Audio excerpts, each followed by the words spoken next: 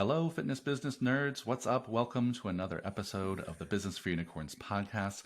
Today, I'm very excited to talk with a man who I've heard about for many years now. I'm just meeting for the first time.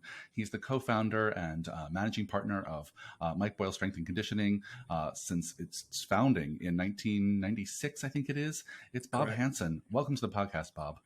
Thanks for having me. Yeah, I'm so excited we get to talk. I've heard your name tossed around for literally years as being the business partner to a Mark Fisher, and with Pete Dupuis is one of my friends and people who's on this podcast on a regular basis, who is the behind the scenes guy to Eric. To meet another behind the scenes guy whose name is not on the business but has been there since the beginning is always such a treat for me, because we wound up being kindred spirits, and I have no doubt in this conversation we'll reveal a lot of shared stories and similar experiences. So I'm just so excited to get to know you better, Bob. So thanks for doing this. You're welcome. Yeah. So let's, for those of you who maybe don't know MBSC very well, or maybe don't know the history of your relationship to MBSC, maybe just talk a little bit about how Mike Boyle Strength and Conditioning got started and your involvement in it. Sure.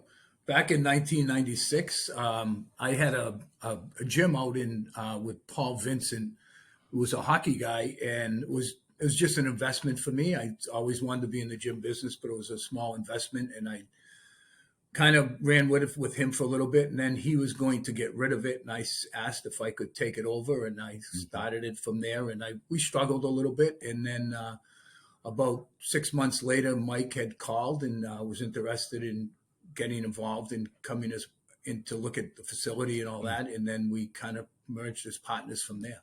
Yeah, that's amazing. Good for you. Good for you. So you were already kind of running a gym, but MBSC was really the first time you were a founding partner of something that kind of took off and grew the way it did. Correct. And so, yeah, I think throughout this conversation, one of the things I want to do is, I mentioned this before we started recording, is that many of our listeners are kind of in that position right now, or they're just opening a gym, or they've opened gym the last few years, and they're learning for the first time how to be a gym owner, how to be a manager, how to be a leader. And so I'd love to hear just some stories early on about how you learned how to be successful as an owner. So first things first, I would say, when did you start bringing on staff? When did you start bringing on team members to MBSC? Well, I had a couple of staff members when I took over Paul Vincent's product, and we struggled a little bit. We were paying the bills. I wasn't getting paid at that time, and sure, we're starting to grow. We had a Frappia franchise. Oh, okay. With the hockey treadmill and all that stuff, and it was kind of geared towards hockey. Got it. And from there, it was like I said. And then when Mike got involved, and how would I not want to be a partner with Mike Boyle, the best strength coach in the world?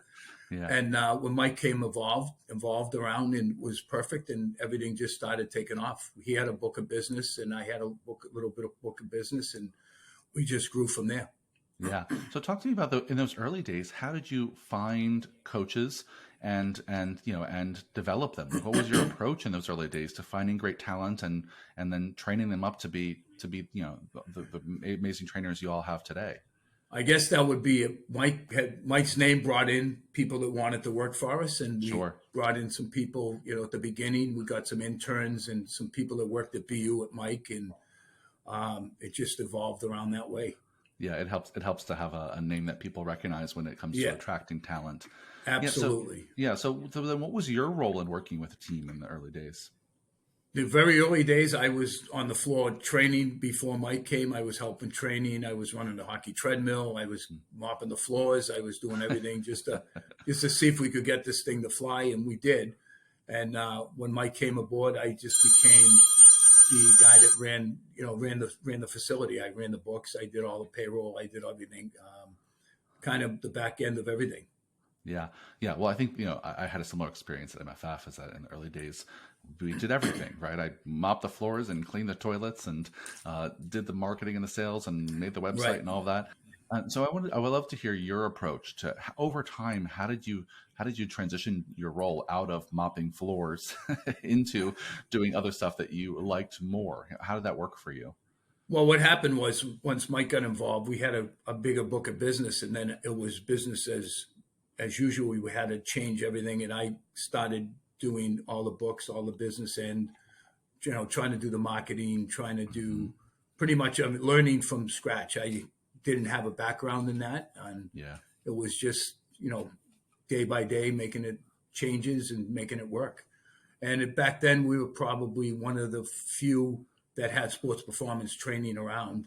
Mm. And with Mike's name and the way we got it out there, we had a huge following of hockey players, and then we evolved into other sports, obviously, and then down the road, we 10 years later, or maybe 8 years, we went into adult training and personal training, and started getting internships from different colleges, and that brought in all our hires come from interns. Yeah. So it kind of evolved like that. Yeah, that makes total sense. That's great. So I think maybe one more question about the good old days, and and then we'll move up to the present day. But looking back in those first 5 or 6 years of launching MBSC, anything you wish you could do differently? Probably not. I mean, it was like a dream come true that it happened. Worked. It really did. It worked. It worked, and we worked hard at it, and it was really something that I couldn't imagine could have been better. Yeah, well, that's great. I mean, you don't hear that very much. I mean, I'll say that MFF went very well in the first few years, but I probably could find a few things that I would do differently. But good for you. I mean, it was a struggle at the beginning because it was all Sure. new for me. I mean, Mike obviously was out on the floor coaching everybody, and we had some great trainers, and it all evolved that way. Yeah. But it was all new for me, and I did everything I could to learn the business and develop it and get it to where it is today. I mean, how did you learn all the back end of running the business, even just doing the bookkeeping and stuff? I mean, back in the the late 90s, it wasn't like you could just go onto YouTube or take it on like. How did you self teach yourself how to run the business? I guess it was learned by doing at that point. Yeah. Getting in QuickBooks and marketing. The marketing was more flyers and mailers and word of mouth and people I knew in the hockey world. Both my boys played Division I college hockey, so I kind of met Mike that way. And a little bit before that, I was an avid weightlifter when I was younger and followed Mike's stuff way back when he was with the Bruins. And when he came, we partnered up. It was like, oh my God, this is great. How can I ask for a better partner? Yeah. Well, I mean, I'm going to sound like a cranky old man for a moment, but that's okay. I'm allowed once in a while. It's just so fascinating to me that, that when you learned how to grow the business, you just did it by doing. You dove in and figured it out. Yeah. And these days I talk to a lot of gym owners who are just, so cranky. Like, I don't know how to do this. I don't know how to do that. It's like, you have the unlimited resources of the internet. You can Google anything. You can YouTube anything. So just the excuse these days of just like, I don't know how to do that. Well, go figure it out. Exactly. And that's exactly how you did it. It's just like, you go figure it out. Yeah, that's amazing. Well, let's talk about MBSC these days. So just talk a little bit about what do you all offer these days, and and what are you seeing that's working and not working in your business these days? So actually, we offer sports performance training, which we've offered since day one. We offer adult group training, personal training. So I guess the thing that's working really well for us right now is the adult business has grown to over 50, almost 60% of the company. Wow. Where it used to be 100% sports performance. Wow. And that's great. Yeah. And the good part about that is it's recurring billing all the time. The monthly fees all the time. And it's been great. And our adult business is fantastic. Yeah. What do you attribute that growth to, Bob? How did you all make that shift? It was funny because back in the day it was just sports performance, and then we had some friends that were like, "Oh, would you train me or something like that?" It was train my mom, train my husband, couple of first personal training clients back then, and it was ways to keep our staff getting more income. Give them a little bit more work because when the kids are in school, all we were open was at night, in the afternoon into night. And then we started that way, and we got some clients, and it just took off. And that was a long time ago. I can't even remember the dates, but it was something that in the past probably 10 years, my goal was to get the adult business as high as we could. So we had to come going all day long. So our employees are working from 5 a.m. till 9 o'clock at night. Yeah.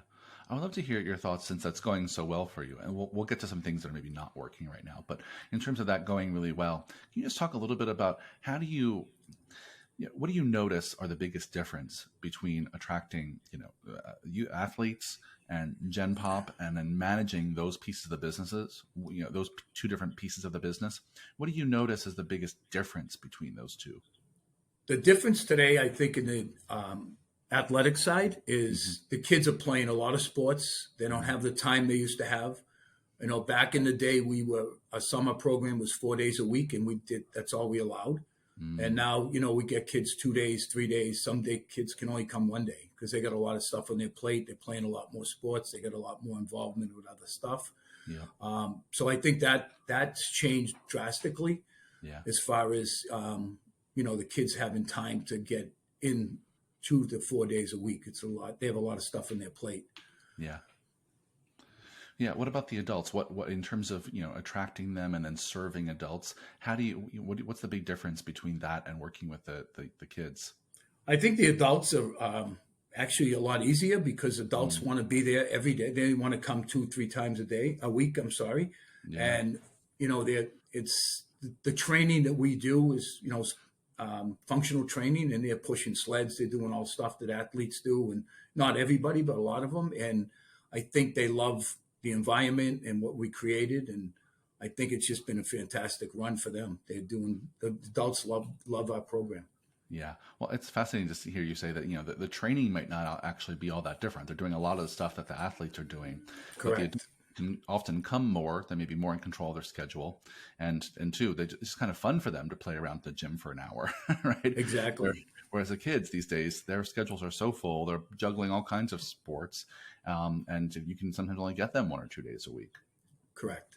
So Yeah. we do have some kids, in the summer we have 4 day kids, but it's more the serious athlete or the kid that has the time. Yeah. Multi sport athletes are, playing sports all year round. Yeah. So how are you finding your Gen Pop folks? I know you mentioned before we started recording that you're working with a marketing agency, but historically, where have your general population adults come from? How do they find you? Well, we don't work with a marketing agency. We hired a guy to do our Instagram and all that Oh, stuff. So got it. he's So just handling all social that stuff, media. Got social it. media, and basically it's word of mouth. Got it. Now I would say most of it's word of mouth. Friends or word of mouth or stuff like that. We not very little bit of marketing. All the marketing is social media now. Yeah. Well, you've been around as long as you all with such a great reputation. I think you can very easily survive by word of mouth, which is amazing. Which is Yeah, amazing. social Yeah. media has helped a lot. Yeah, for sure. Yeah, I know Mike's very, very, very, Yeah, very Mike's busy on active. there. Yeah, Yeah. does a great job. Yeah.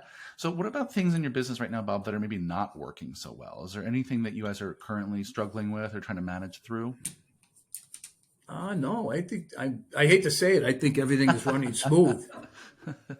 It'd be hard to think of something that I was really struggling with right now. Yeah. Well, good for you. That's awesome. That's awesome. I I mean, mean, obviously the pandemic was tough getting that back. Now, I think we're back to pretty close to what we were in 2019 right now. good for you. Good for you. What did you all do during COVID? How did you get through it? Uh, we we did everything we could to try to keep the gym open, but when they closed us, so we couldn't do anything. But Yep. at one point, when we were allowed to bring people back, we put tents outside. We had the Mm, weights going outside. We had both locations with tents. We did, at one point, there was only we allowed one person in the gym at a time, which didn't really make much sense. But we yep. tried to, and we survived, and we did everything we could. We rearranged all the gym inside when we were allowed to open. We made everyone have a pod that they had from a rack. They had a bench. They had a Kaiser. They had, everywhere they'd stay in their own pod. So it was kind of cool and then we kept that system and it works out great. Yeah. Good for you. I'm so glad you all made it. There's so many gyms that didn't make it, which was so sad. Excuse me, I'm going to cough. And so I'm so glad you all made it through and got creative by going outside. A lot of people did. Well, let me ask you this, because I know that you've had a pretty big team for a while, and you have more than one location, and so I'd love to hear a little bit about how do you maintain the kind of excellence that you all are known for? How do you maintain that great, consistent customer experience all these years with having multiple trainers in multiple locations? So any tips there for our listeners? I would say that the reason we're as good as we are is because of people we hire. We have phenomenal trainers. We have great people. They're They're good people. They do a great job. They're very good at what they do, and I think that's the key of keeping everybody happy. Yeah. I mean, what's it take to be a really great trainer at MBSC? Uh, I guess the educational part, that Mike's constantly educating them. We have staff meetings every Tuesday with going over education. We send them to all the Perform Better summits. They do all that stuff. Personality driven is huge. Mike has always said, personality helps a lot in this business, especially when you're training adults and kids. Yeah. And I think that's what made us as good as we are. Yeah. I Is the couldn't agree staff more. Yeah. having a great staff, and we have a phenomenal staff. Yeah, I think it's one of those things that I've said on this podcast before. I think is that one of the main criteria I'm looking for when I'm hiring trainers specifically or coaches is it someone I can't wait to spend more time with? Is it someone that has that personality that's just really kind of like you just can't wait to hang out with them again? Because that's what we're looking for, especially working with adults who want their hour in the gym to be a fun one. They want to look forward to coming, and so having trainers do that. But I'm also hearing in your answer, Bob, that you all really invest in your trainers. The fact that 100%. you have all going continuing education, that are going to Perform Better summits, all of that is huge, and I'm sure it keeps them engaged and keeps them learning. Right. And that's the key is we just love to get them better in what they do, and they love to go. They're just unbelievable. I just can't speak high enough for our staff. Yeah. Well, let's talk about this. I know that a lot of our listeners, we attract a lot of listeners who are in partnerships. And I find that, founding partnerships in gyms is very common these days. And it seems to be actually, maybe I'm just biased because I talk to a lot of people who are in partnerships, but it seems like more and more people who are opening gyms are in partnerships. It's rarely just a single founder these days. And, since you and Mike have been in partnership now for 26 years, but I would love to just hear a little bit about how do you manage, your roles and responsibilities in your partnership? How do you both decide, what's your lane, what's my lane? What do we both have to agree on? What are times when you should ask for my opinion? What are times you should just do I trust you? How do you manage that over the last 26 years? I can tell you over 26 years that me and Mike have had a great relationship. He's one of my best friends. It's just been an amazing run. I do my business, what I have to do. He does his on the floor side and training side, and we talk all the time on about the employees and everything, and it just works. Yeah, we've made it work really well. And like so I said, can you say just a little more about what's on your plate, what's on his plate? How have you divided your roles and responsibilities? Well, I guess I run the business end and Mike runs the gym end. Mm-hmm. I guess to make it simple. Sure. Yeah, that makes sense. It's hard to, Mike handles everything from the trainers, the staff meetings, all that stuff, and I handle all the finances and all that stuff. And we have some great people in the office that help us, as well. That is fantastic. Yeah. What are is there anything that you both have to agree on? Is there anything you both say we both should have to approve this? We both have to collaborate on this. Is there anything that overlaps? That's a great question. I think everything we've talked about, we always agree on. So, I mean, it's really, there's nothing that we bring to the table, I guess. And on that end, that's a tough question. Yeah. Well, I'll just give you an example. I know that these days, based on my relationship with Mark Fisher Fitness, any time that the team wants to spend more than $5,000, I have to approve it, right? That's something I would trust Mark to spend the money, but also I probably should know that we're spending that much money, it used to be for a long time that I would cool with him hiring people on the training team without talking to me. But I wanted approval every time we hired someone on the business team, or something like that. There's sometimes where I always want to make sure that I got some approval, and sometimes I didn't care. So are there any things that you want to make sure that you get to approve? I guess we've talked about everything. So it's just, we both agree on everything, and, spending is we buy equipment when we need it. We talk about it, and, we've never had any issues with that at all. And it just runs the way it runs. Yeah. Yeah. We all, you've found a routine for yourselves over the many years that has really worked, which is great. If it's not broken, no, don't fix it. Exactly. Exactly. Yeah, that's great. And so I'm curious, just because you've been in fitness now for a long time, like almost 30 years in fitness, or maybe even more in the industry.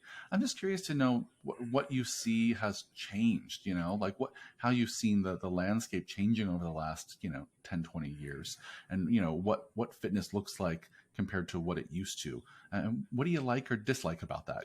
So I'm just curious about your big picture perspective on how's the industry doing, Bob? I think the industry's doing fantastic, but I think the biggest thing for us is there's competition all over the place now. Yeah. There's gyms opening up everywhere. Yeah. There's a lot that do sports performance around us as well as adults, and copy our model, and that's probably the hardest thing right now. There's a lot of competition out there, but when you do your job really, really well, you stay alive. Yeah, that's huge. I think a lot of our listeners will be nodding their heads while you're talking, Bob, because every time I talk to people these days, as new people join our Unicorn Society group, a lot of them are talking about there's just more competition. Yeah, and I imagine, being around as long as MBSC has been, you've developed a reputation for being like, one of the heavy hitters in your area. But a lot of folks who are just starting, who don't have that reputation yet, really struggle with dealing with competition. How do you all think about competition when you're talking about it behind closed doors? How do you all think about navigating that? We feel that we give the best product we can possibly give. Mm, And we have like I said, we have great staff. We do everything right, we feel. And I think that's why we're so successful. yeah, just focusing on creating the best Yep. possible experience. Yep. Yeah. And educating the staff. And the staff, like I said, the staff is really, really, really fantastic. They're very smart. They're really good. The personalities are great. And it just keeps the doors open for us, for sure. Yeah.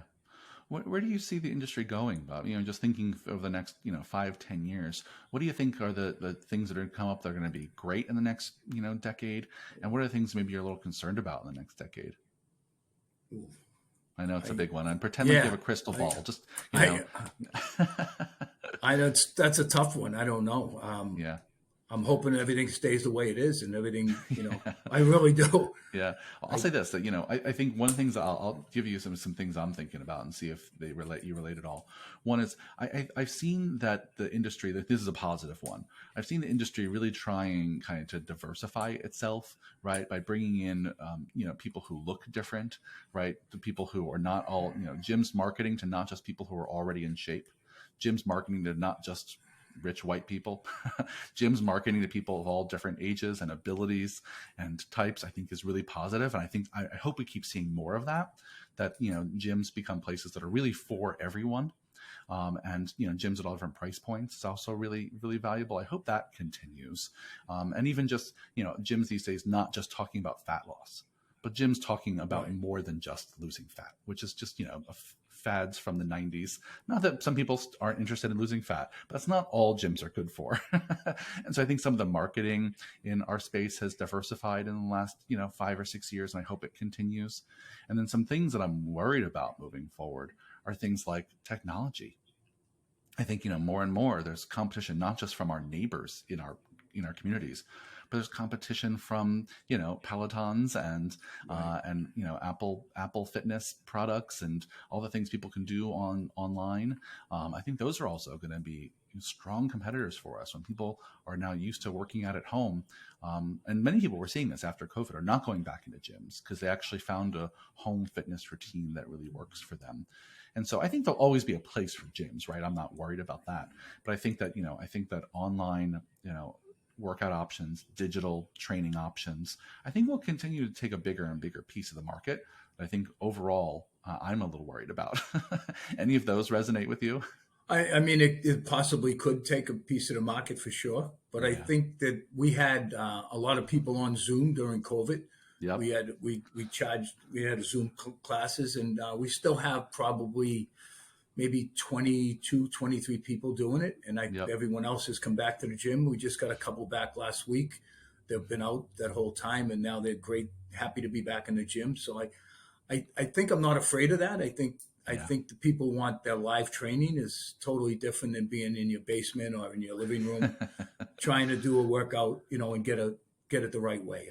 Yeah. That's how I believe. Yeah, I agree about. I really think that there's going to be a strong need for gyms forever, right? For in-person, face-to-face, working out with other people in spaces that are well designed for it, with communities and great coaches. I think that's never going to go away. And I hope that the chunk that online training takes out of our market never gets too big, but we'll see. Time will tell. Right. Time will tell. All right. Well, I mean, we're coming up at our time, and I want to just say thank you for this, Bob. It's been a great chat, just to kind of walk down memory lane of, like, what your experience has been like at MBSC. So thank you for doing this. If people maybe are not following you or Mike online yet, or want to learn more about MBSC, where can they go on the internet to find out more about you and your business? Website is bodybyboyle.com. Instagram is MBSC official. And we can be found on all that. And, they're welcome to call the gym anytime at 781-938-1330. If they have any questions, I'd be happy to help them. Yeah. So awesome. like I said, ask for Bob. Yeah. Well, go ahead. What were you going to say? No, go ahead. No, I was just saying, call and ask for Bob. He'll answer any of your questions. It's like the Bob hotline. So, yeah. And thanks for having me. I really appreciate it. Yeah, this was great conversation. I think our listeners, I'm sure, love just to hear a little bit behind the scenes at MBSC. And so, thanks for being so open and sharing. I appreciate your time, and I'm sure we'll have you back again. Maybe we'll have you back again with Mike, and you can share some stories. Well, I do have a little bit of news. I did retire. Oh, amazing! And congratulations. Yeah, I will be. Some of the employees will be taking over my roles and my shares. And it's been 26 years, and I just want to thank everybody out there for supporting us for all these years. And I'll be, as of November 1st, I will be retired. Wow, that's huge. Congratulations, Bob. I mean, 26 years of amazing contribution to this industry in a brand that's so respected and loved across the board. Even before I owned a gym, I had heard of Mike Boyle Strength and Conditioning. And so the fact that, you really are leaving a real legacy. And while you're retired, I'm sure we won't be hearing the last of you. I'm sure you'll be around. I'll be around, yeah. And maybe in your retirement, give it another 6 months or so. Once you're in retirement, I'll have you back and talk about what's it like to retire. That'd be great. And once again, I just want to thank Mike for 26 great years of best business I could have asked to be involved in. Amazing. Awesome. Well, thanks for this, Bob. And listeners, thanks for listening. If you enjoy this podcast, please leave us a review.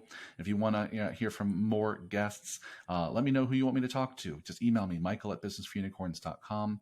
Thanks much, Bob. Y'all have a great day. Thank you.